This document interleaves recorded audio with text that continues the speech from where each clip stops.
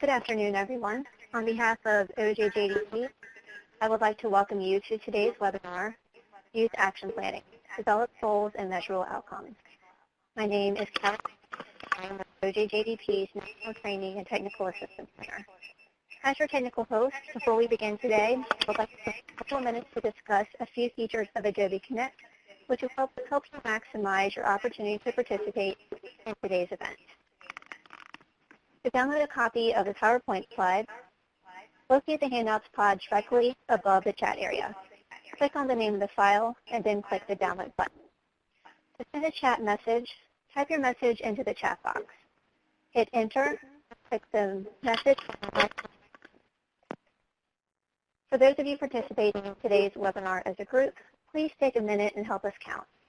Go to the chat window and type in the total number of additional people in the room with you today.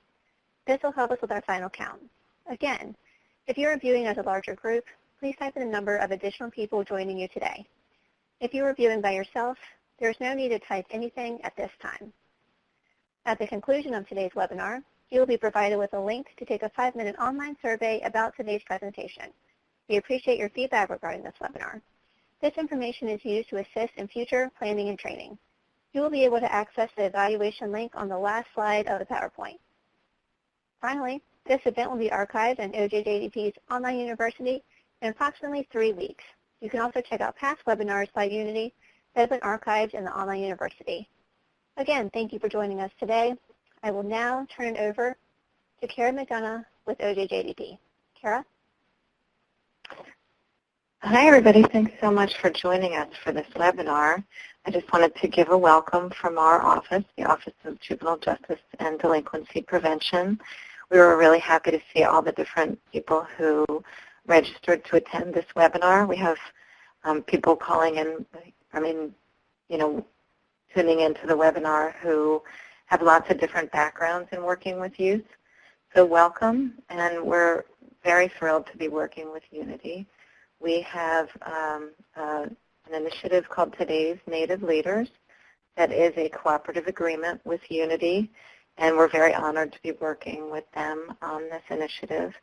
We do a number of different trainings around the country for Native youth, so I would encourage you to go to their website, www.unityinc.org, and look for the Today's Native Leaders information. And you'll find our schedule of trainings that are free, that are available to you. And we're also going to continue to produce other webinars in conjunction with Unity and Today's Native Leaders that you will get notification of. So I'm going to turn the webinar over to them, and welcome, and thanks for joining us.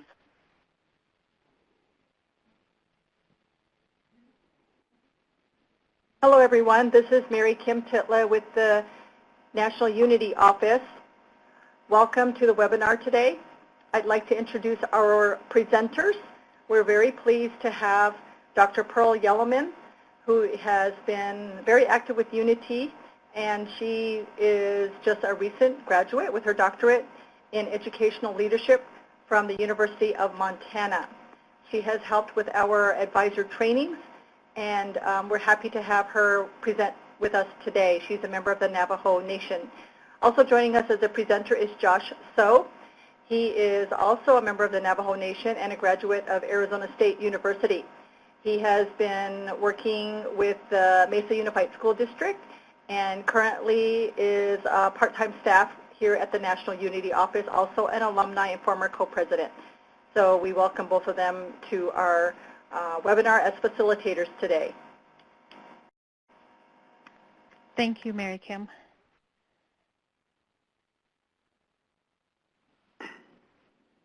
Yes, thank you, Mary. We're very welcome. We're very excited about our webinar today. As you know, it's a big topic in the area of goal setting and having measurable success.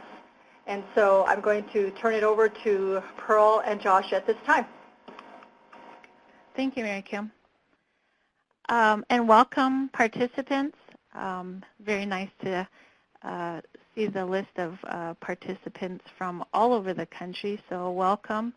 And thank you, Callie, for helping us get set up. And thank you as well, Kara and Mary Kim.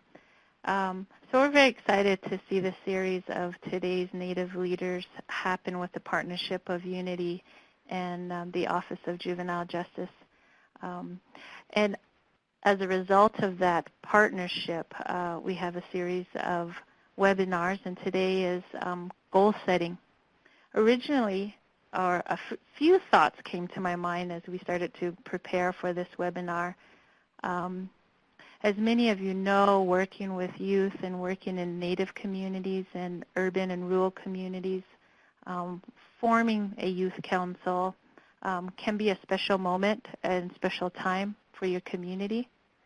And my thoughts of putting our PowerPoint together and just our presentation together, there were some times that I got to witness as a young teenager the formation of youth councils.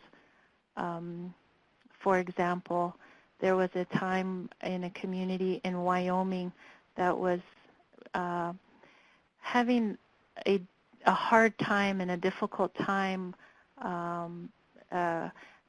having the loss of young people on their reservation or young people experiencing drugs and alcohol. And as a result of that, one particular community formed a youth council. That started a story for their community. That started a story of health and wellness for their community. And today, 20 plus years later, they have one of the strongest youth councils probably throughout the country and throughout Indian country. There's another youth council very similar in community in Arizona. In the early 90s, this particular community was hit hard with tragedies happening among their youth. And this particular youth council or this particular community came together, worked together with their leadership, worked together with local community agencies, and developed a youth council. And today, that youth council is one of the strongest youth councils as well in Arizona and throughout Indian country. So today we're talking about how, if you haven't already started a youth council, one is how are we starting those youth councils, but two, what goals are we setting, and what are those goals that are reflective of the community needs, and then how do we achieve those goals? So those are some of the topics that we'll cover today. Josh, do you have anything you want to add to that? Yes, on in accounts of Pearl's story, I was a part of a youth council when I was growing up as a teenager, and after my time serving with Unity as a co-president and going back to school or finishing up school at Arizona State, I found a part-time job with the school district that I used to go to school in here in Mesa, Arizona. And there was a group of students that were really interested in Unity, and they wanted to start a youth council. And I was there at that time, and I told them, I said, well, there is already a youth council. You just have to bring it back. And it's kind of funny, but I ended up witnessing the rebirth of a youth council that I was with. And when you are a part of that recreation or creation of a youth council, you tend to own it as a group. And I think that's kind of the beauty of what you do with the youth council, because your youth council is unique to your demographic and your area. So while my youth council is in Phoenix or Mesa, we have, I would say, about 95% of our youth council members are Navajo. And so they shape their youth council how they want it. And now our issues, and what we want to tackle is very unique compared to, some of our neighbors from the next town over, or going up the highway a few hours to another youth council from another tribe. So I think this is a really good topic to discuss. So when it comes to goal setting, I really push my students to be organized and goal setting so they can have an effective youth council for each upcoming year.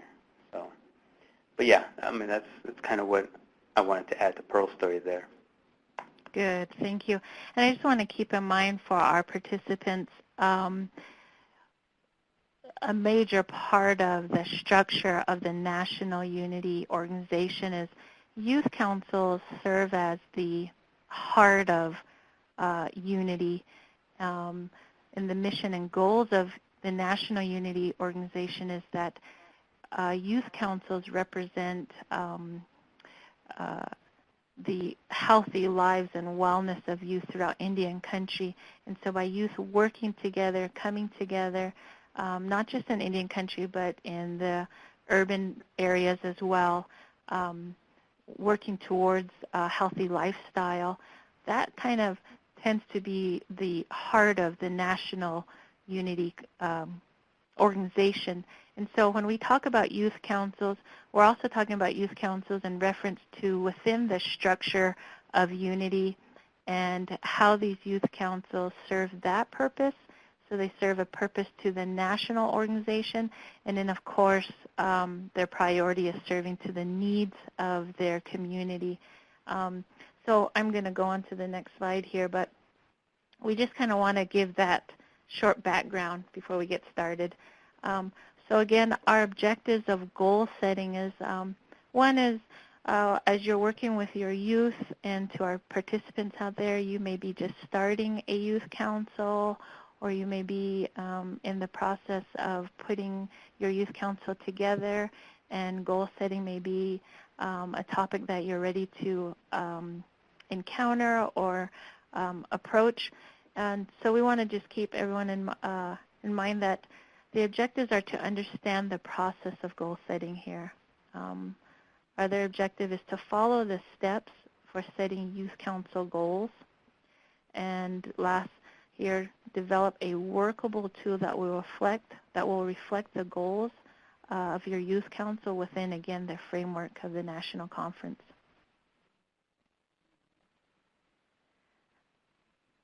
And again, many of you may already be familiar with this, but a mission statement is a formal document that states the objectives of your youth council.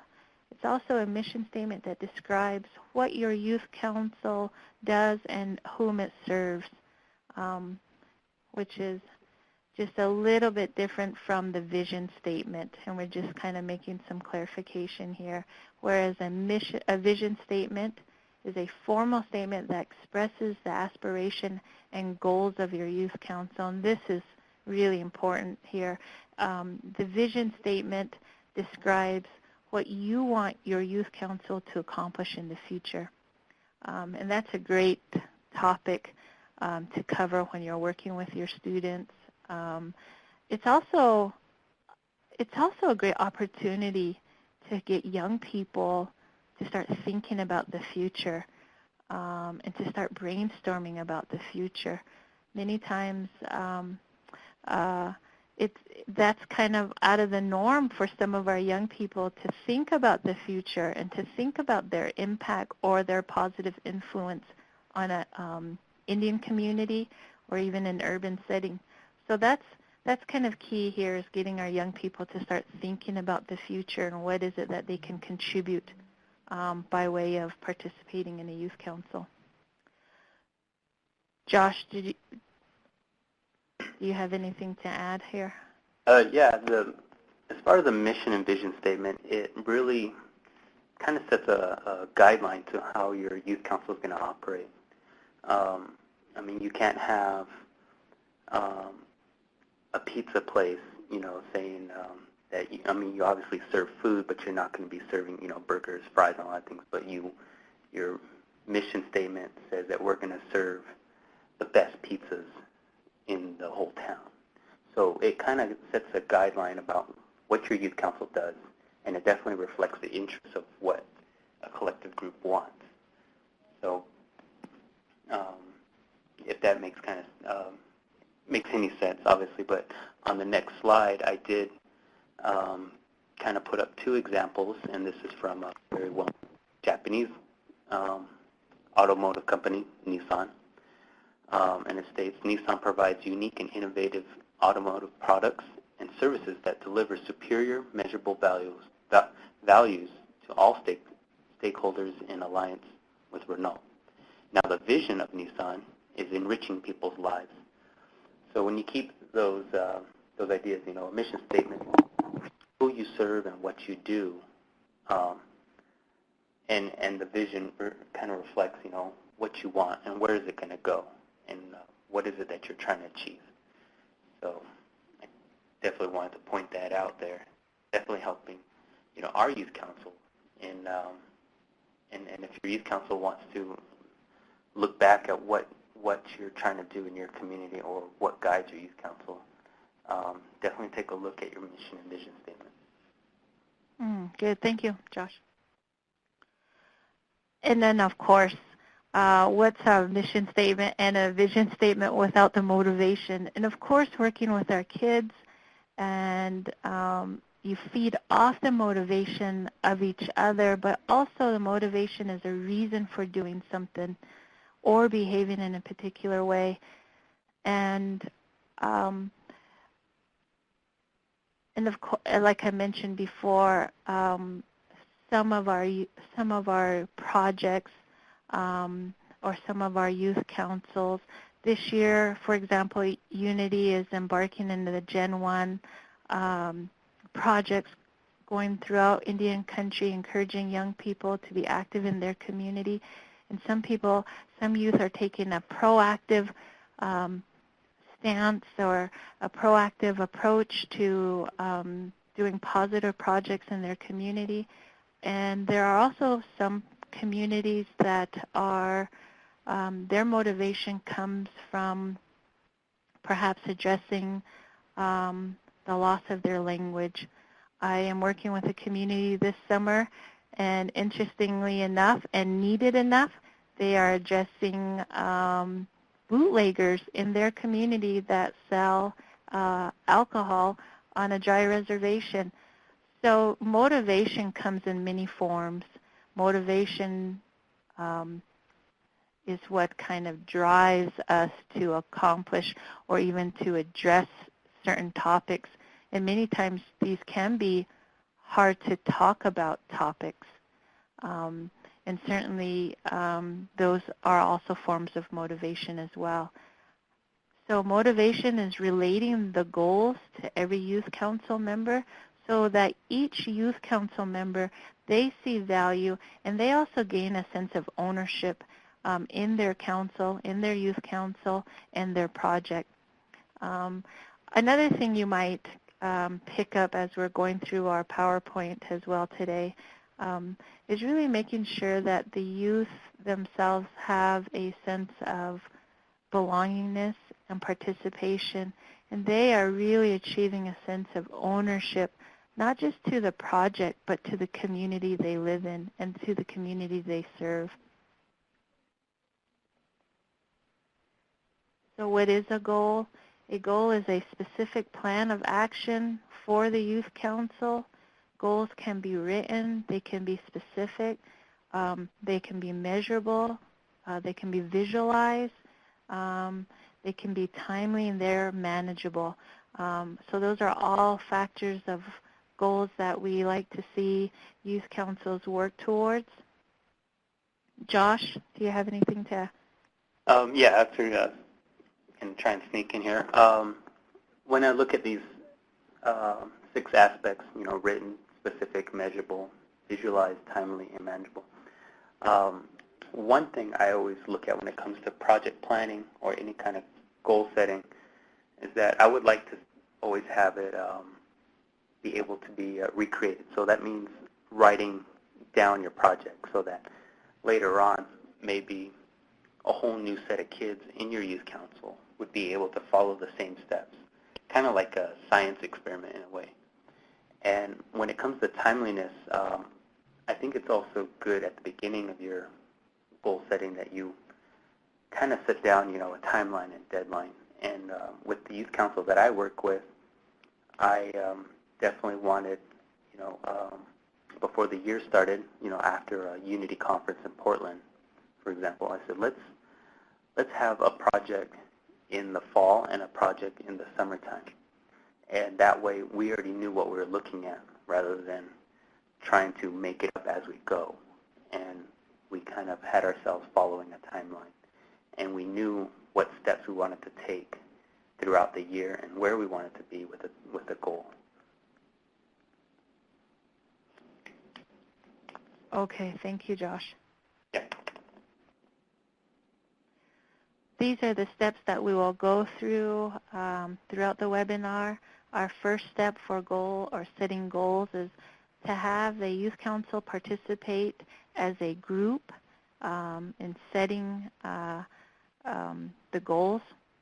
The second step is to identify methods for gathering input. The third step is hold a goal-setting meeting. The fourth step is set youth council goals, the actual action of that. Fifth is present the goals. Six is make an action plan. 7 is carry out the plan. And of course, 8 is evaluate the plan. So we will go through each of these steps today. Number 1, have the youth council participate as a goal-setting planning group. Many times we want to create a learning environment for youth council members that they are all participating in the skill building. So again, many times when our youth council members are developing skills inside their youth council, like goal setting, those are great transferable skills to transfer into other life situations. So by having every youth council member participate, they not only benefit from being a part of the youth council, but these are the skills that we hope that they develop so that they can transfer them to other life situations as well. So it's important that we create, as adult facilitators or adult advisors, that we're kind of creating the environment for young students and young participants to develop these skills, and that they are participants, full participants of goal setting. So this can be done at the start of the school year. That's also a great time to recruit new members. It's also a great time to set out in a calendar form the activities and the goals that you want to realize or see happen. This can also be done at a summer retreat. I've certainly worked with some youth councils in the past where after a busy year, they come together in the summertime, they have their conference, or they have a retreat, and during that retreat they put together their calendar year. And then of course this can be done at the National Unity Conference. The National Unity Conference, there's so much energy there. There's so many great ideas floating around. You are experiencing and learning from other youth councils, and sometimes before you get home, you want to keep that energy going. I've certainly seen some youth councils meet at the National Youth Conference, jot down those ideas, and then make the effort to keep in contact with other youth councils throughout the year to kind of help advise and facilitate on some of similar projects that they're working on together. Josh, go ahead. I was going to add in there, if there's any youth council advisors out there or those who definitely do work with students going to a Unity conference. So this summer, I noticed with my students that that energy usually lasts for about easily a week to about 2 weeks. And they have all these ideas about what they want to do in their community, especially after they get done meeting and seeing 1,500 youth from all over the country. And it's in that time that it's great. All those ideas are running high. Definitely get a chance. Write them down. Because once that energy kind of simmers down, they kind of forget some of those great ideas that they just came up with, or all those ideas that they heard at a national conference. And I think and it's not just the Unity Conference, I think there's other conferences that kind of boost that energy and that morale to do something in their community. And So I just kind of wanted to throw in there, if you're an advisor or if you work with Native youth and they go to the events like these, definitely work with that energy because you're working a different dynamic with your students. Yes, thank you, definitely. And I believe I'll be working with the advisors this year at the national conference. So we'll definitely be able to work together in exchanging and maybe even coming back to these topics as well. The series from today's Native leaders, which is also available on the Unity website. The Unity office has put together just an awesome series of webinars, and they are all accessible through the Unity website. So number 2, identify methods for gathering input. I think this is probably one of the funnest part of group work and group dynamics. So information used to set youth council goals can be gathered by some of the following methods, definitely not limited by these methods. Large group meetings, maybe with some pizza, a series of small group meetings. Oftentimes, in my experience of working with young people, sometimes we've had to have some difficult conversations and address some difficult questions before we actually got to how do we turn that energy into a project that serves the community.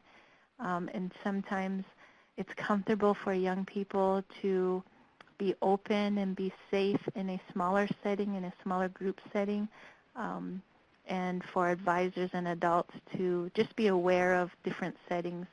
Also, short surveys. And of course, our young kids, they are experts in social media. That might be a method that works for you, your youth council.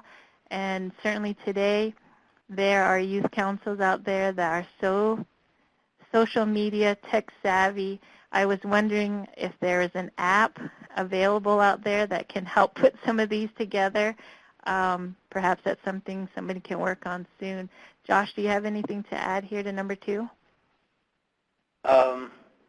No, not really. I think youth tend to be really in tune about what's going on among their friends and family, that sometimes observations are just, their everyday life tends to be their best, I wouldn't call it assumptions, but seems to be their best information gathering method too. So, they know what's going on. Okay, or they know what's going on in the community. I'll go on to number 3, hold a goal-setting meeting. Summarize the ideas that you have collected from the discussion questions into the following categories, but again, not limited. So many times, because of what our young people see in their own community, or experience in their own community, the ideas that are being generated by young people today, they're not just fitting into youth council activities, they're expanding into educational projects. We have young people who are active participants in saving and preserving their language. They're putting together cultural projects. They're also putting together environmental projects. So today's young people are reaching numerous and in a variety of areas to put together activities and projects. So again, when you're goal setting, these are some areas that you will consider as well.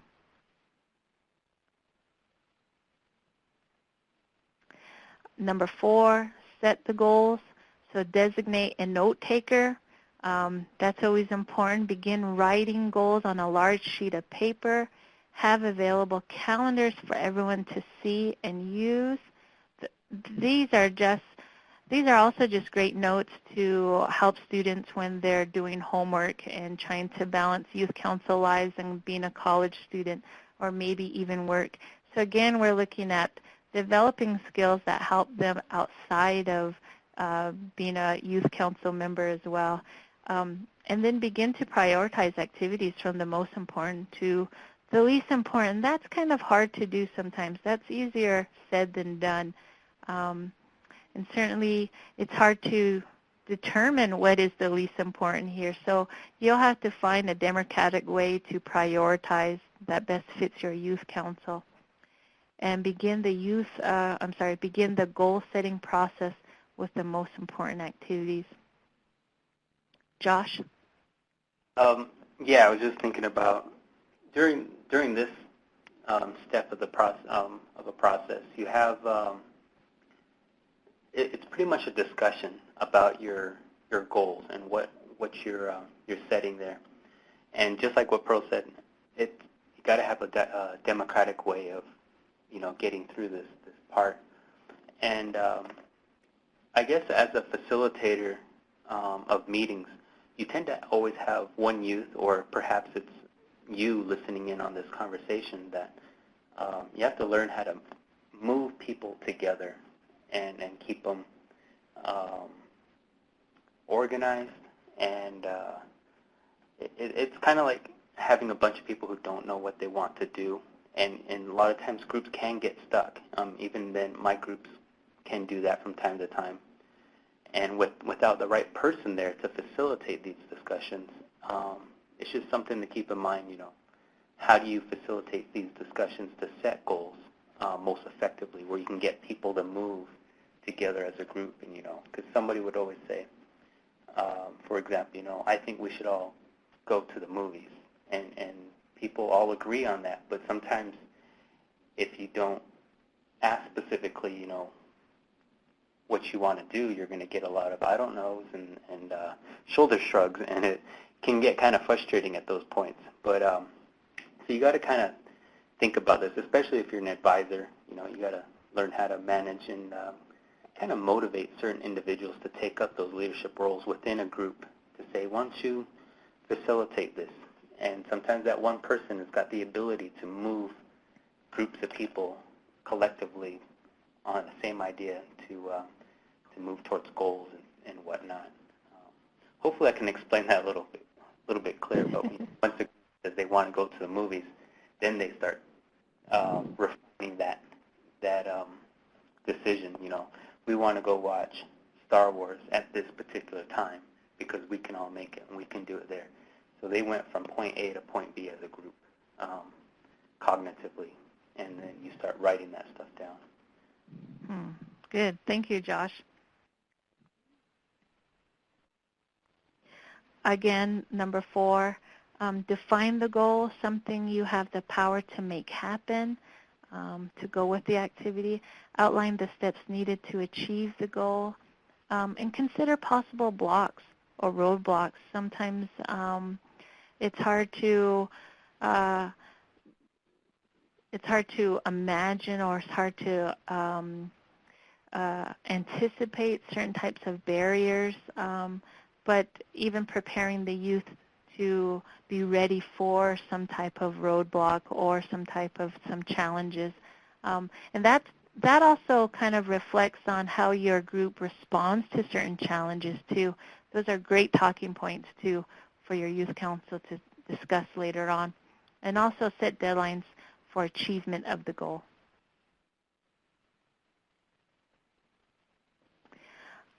Important questions to ask when setting goals. What do the goals offer? What do they offer the youth council? What do the goals offer the community?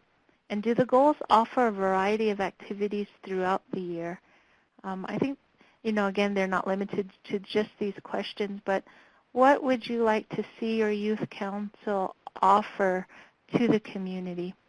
And like I said like we mentioned in the very first slide, what will be the story of your youth council? What will be the story of how your youth council touches and responds to the needs of their community? I often think of what will be the before and after picture. Certainly from one of the community I was raised in, there was a before picture before our youth council was created. And once we started becoming involved with Unity, we had an after picture. There was a designated time before our youth council what our community looked like before, and then there was definitely an after picture of what our community looked like by benefiting and having a youth council. So this kind of goes along with that story of your youth group or your council, and whether it be on a university campus, in a village or community, what will be the story of your youth council and your youth group? Josh, do you have anything to add? No, not really on this part. So present the goals to the youth council. Present the goals to the entire youth council for approval and discussion. That's really important.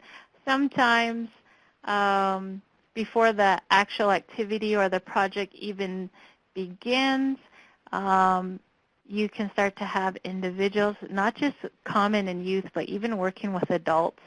You can begin to have someone feeling maybe a little bit left out, or maybe someone feeling out of the loop and not fully made aware of all the changes being made. Sometimes if you're planning a large activity or a large project, things can change daily. And it's very easy for anyone, to feel like they're out of the loop. So before you even actually get to the activity itself or the project itself, you kind of want to be able to prevent some of these group dynamics of coming about, so that you want to present the goals to the entire youth council, and they want to be a part of the approval and the discussion process as well. Encourage discussion and full commitment from all members.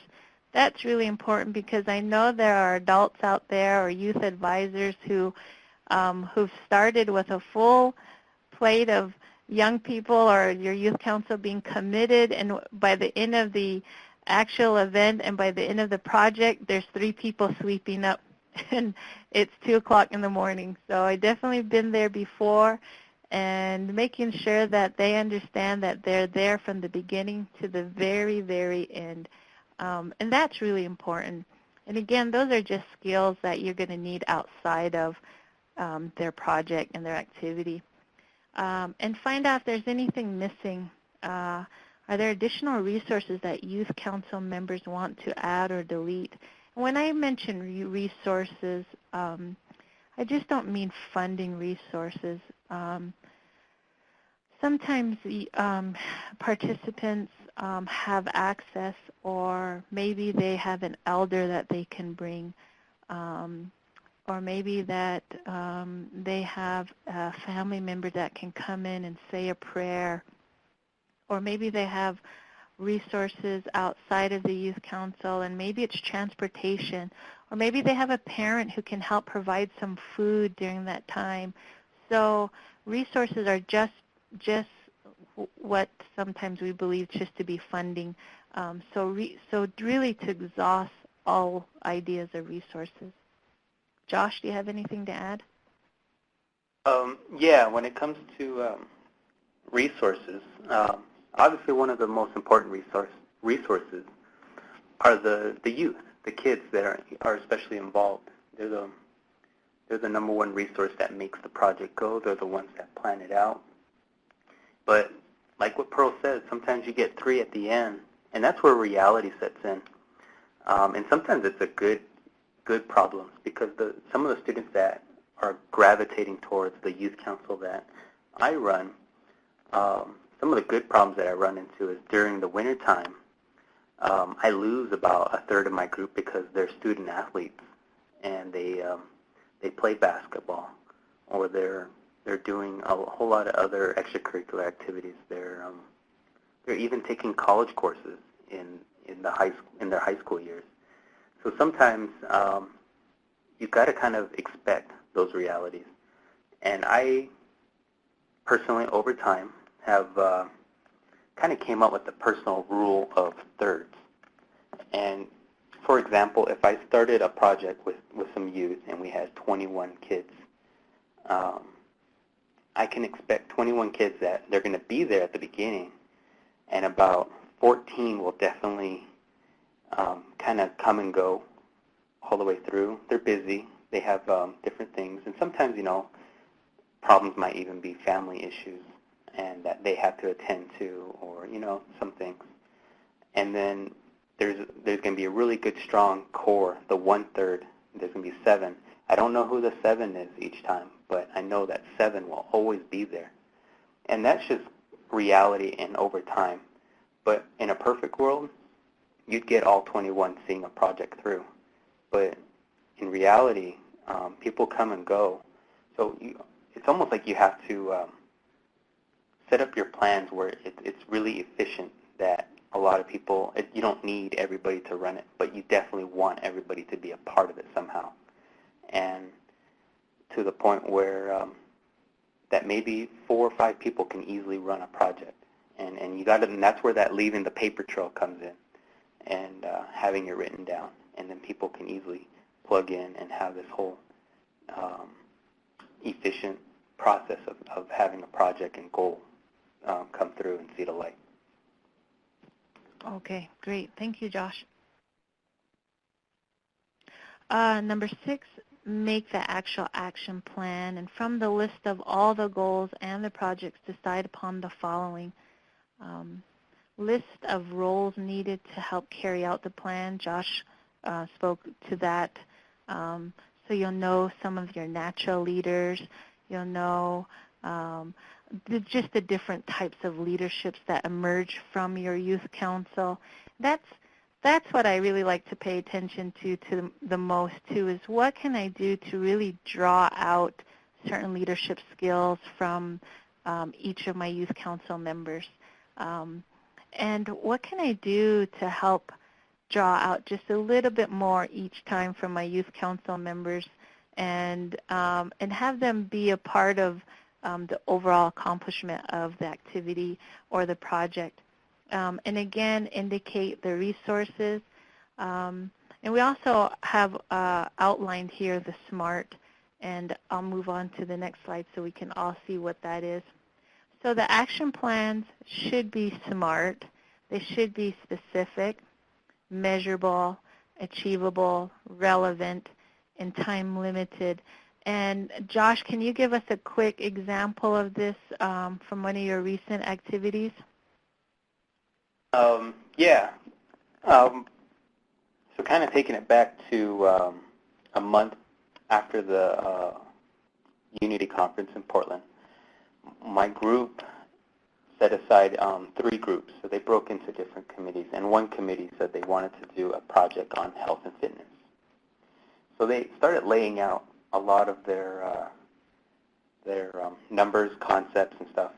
They said that they wanted to target 100 students and do a 1-day fitness camp, and they were going to incorporate different activities. And so right there, they already said they were going to have 100 kids, and that would probably be your measurable. And they put a timeline on it, what day they wanted to have it on, where they were going to host it, how much it might cost, and what the message and stuff they wanted to give the kids. And it was specific, how many kids they wanted to serve, what the ages were, and what the exact event was going to be. And we ended up calling it Little Stars Fitness. And if you want to see, you could probably Google it. It's now on YouTube as of Monday, Little Stars Fitness Camp. And that's our youth council's Gen I project. And they actually had this all set out way ahead of time, that when they first heard about the Gen I project, they just took that idea and they were going to host it as their Gen I, Generation Indigenous Challenge project. So for those two, the specific and measurables, that's kind of what I use for an example. If Pearl wants to talk about the A&R-T, the art part of SMART. Thank you. And here's just a quick example of what it looks like, again, on paper. Sometimes some of our students are visual. You might want them to see how it actually looks, and when you're asking them to be SMART, goal conscious. And we're kind of coming up to a closing here on the plans for goal setting. And the last one is carry out the plan. So set meeting times. And that one of the things that I hear most about the community work that I do daily is being consistent, remain consistent and diligent to the plan. And sometimes just being loyal to our plan, and it's helpful. It's hard sometimes to ask for help, but I think sometimes if we're able to appoint or delegate committee members, that kind of helps. More hands, lessen the load. Contact all those involved on a regular basis.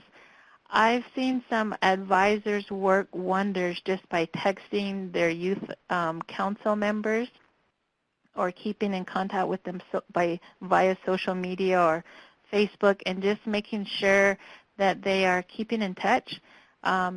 Maybe it's texting or a quick phone call, and then designate a check-in time on tasks. And that seems to be really helpful for young kids, young participants, even into the college age. So that's helping to carry out the actual plan. Again, helping to carry out the actual plan prior to the scheduled event or activities. Designated individuals should host a meeting and provide information necessary for the event.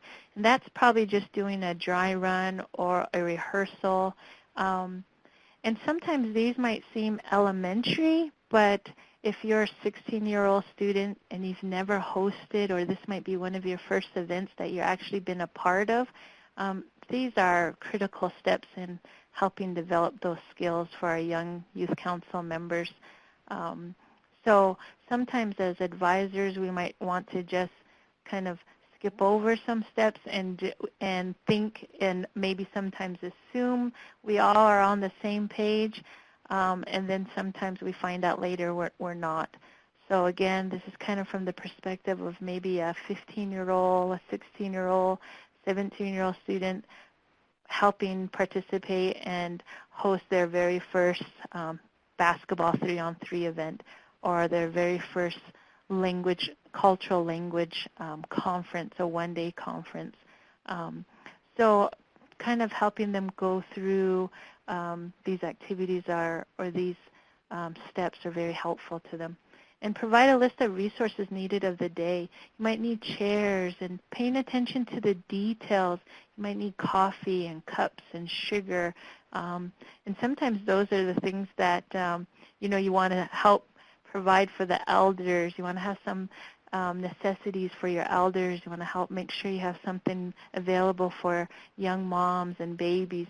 And just keeping a healthy list of resources that are needed throughout the day. And lastly, evaluate the plan. So evaluate the individual event and activities soon after they have occurred. And you can do that with a variety of ways. You can do that with some pizza. And this is, I think, one of the most important areas of evaluation, but to debrief with all youth council members. It's just really important to hear their version and their understanding of, was the event successful to them? Was the event carried out the way they thought, that it would be as a team?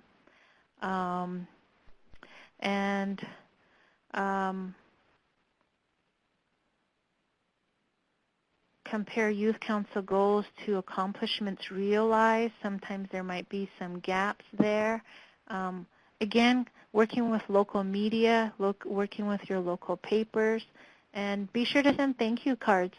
And again, that's a skill that we can teach our young kids outside of their youth council groups as well. So being sure that they're being thankful to the presenters, being thankful to showing their appreciation to maybe perhaps elders that attended their event or participated in their event. And so to be sure to send thank you cards. Josh, do you have anything to add here?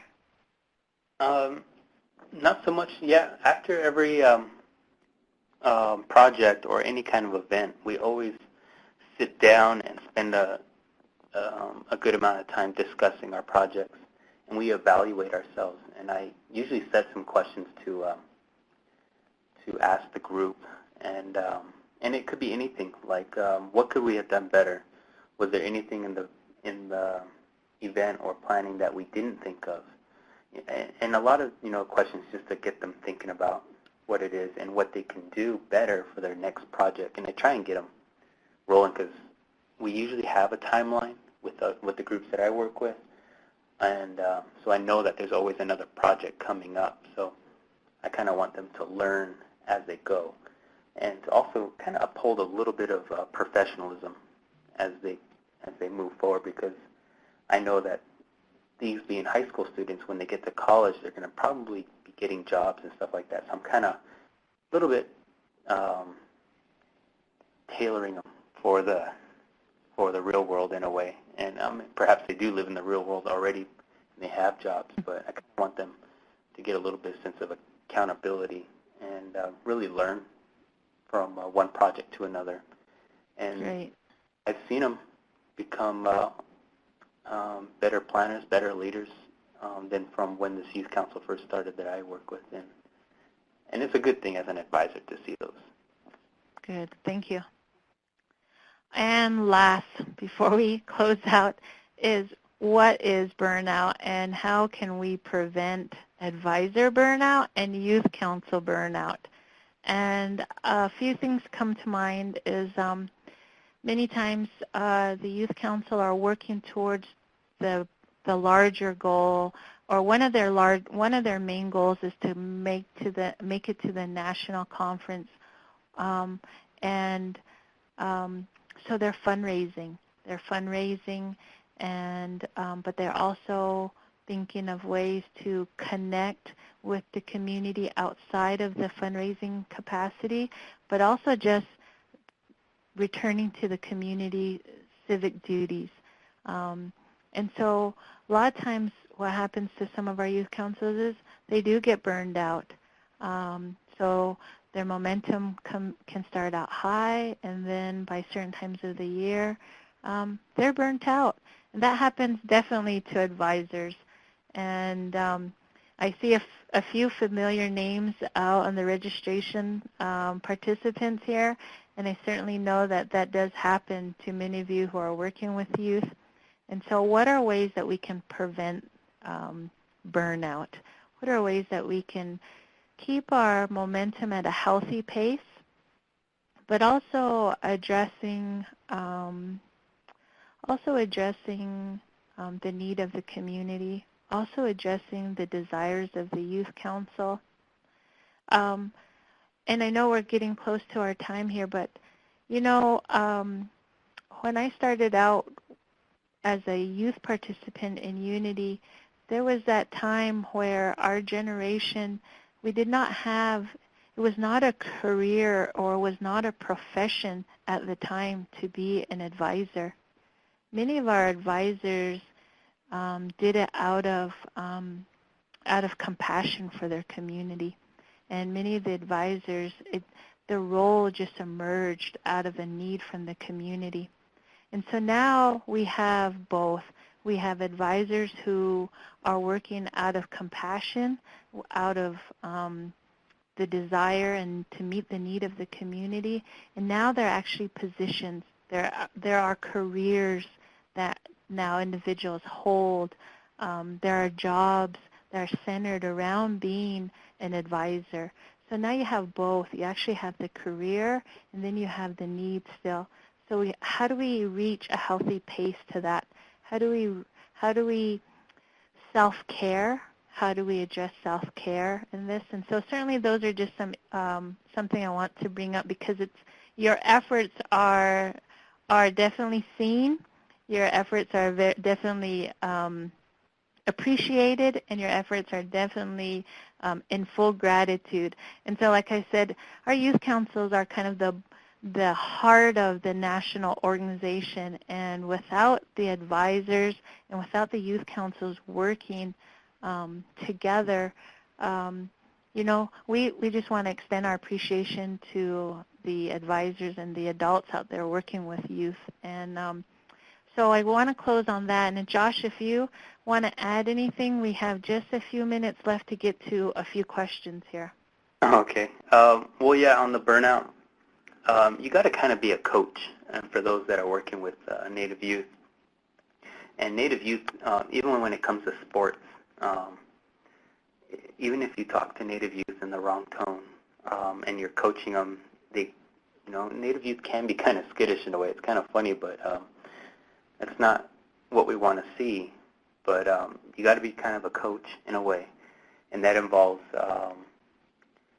scheduling too many meetings, or maybe you're having a good amount of meetings that if your projects and goals are not going anywhere, sometimes you feel like a certain, or youth council or your club is not really functioning the way it should, and they kind of lose interest or distrust. And so it's just balance. And it's also a balance on your part because you probably have other jobs that you do working with Native youth. And me being having an athletic background, I always kind of take a coaching approach and try and coach students along to be leaders. And when I do that, I try not to think of leadership as something that you can teach, but something you can develop. Almost like running. You don't teach somebody how to run because they already have a capacity to run, but you develop them to be better runners. So, yeah, I would just say balance. Prevent. Okay. Well, thank you. Thank you, Josh. We have a few questions, and I'll move on to one of the questions here during this time here before we end our webinar. One of the challenges of working with youth is the fact that they age out by growing up and moving on.